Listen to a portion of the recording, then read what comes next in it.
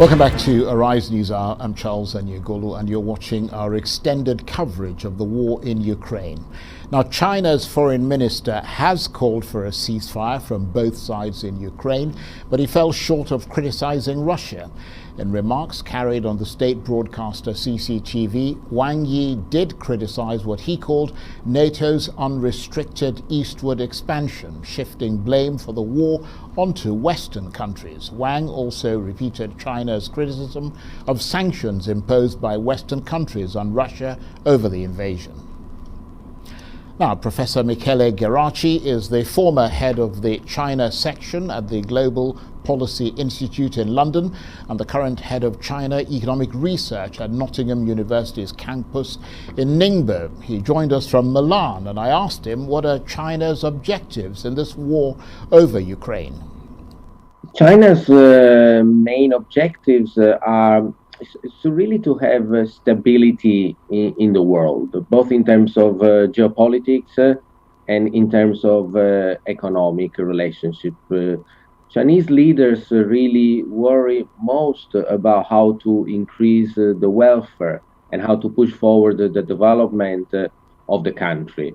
So anything that is seen as disruptive towards this goal is perceived as a bit of a problem. And indeed, this war is, of course, a problem for China. So their interest is to make sure that things go backward so that China can continue to trade normally, development of Asia, Central Europe, Middle East and Africa can continue for the benefit of the people.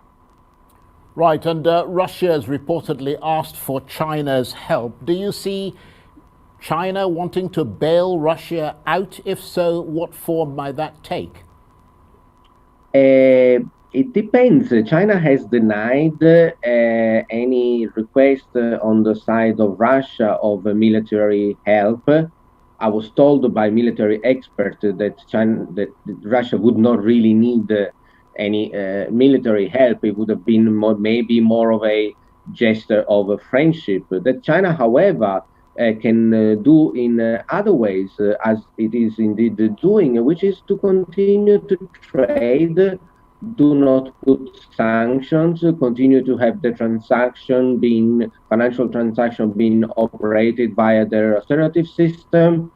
Saudi Arabia, India, and many other countries are now starting to use more the yuan, the renminbi, as a exchange currency. So I think this is the kind of, let's call it, not help, but a neutral position. Basically, China would continue to do business as usual. Now, from the point of view of the West that has imposed strict sanctions on Russia, anyone who may be doing business as usual may be perceived as a supporting. But in reality, there is no difference in the way that China deals with Russia now than it did deal with Russia a month ago. I wonder whether you think, Professor, that the Chinese people are as engaged emotionally with this war as European and North Americans seem to be, or is this more of a remote conflict for them? China has, the war is indeed, it's a very big deal. It's, people die, civilians die, unfortunately. We condemn all wars, of course, but the Chinese individuals live, they do have other issues to worry about. They see this war just as much as we in the West may see some skirmish in the Lao-Thai border or anything that is in Africa that we don't even report, in Yemen, Somalia. And so that's exactly, I think that gives you the perception of how much the average Chinese people is following this news is similar to as much as the average European citizen follows the situation in Yemen or Somalia or anywhere else in the world. So bad news, but life in China goes on with other problems to be solved. Very interesting indeed. Professor Geraci, thank you very much indeed. And he is, of course, the former head of the China section at the Global Policy Institute in London and the current head of China Economic Research at Nottingham University's campus in Ningbo.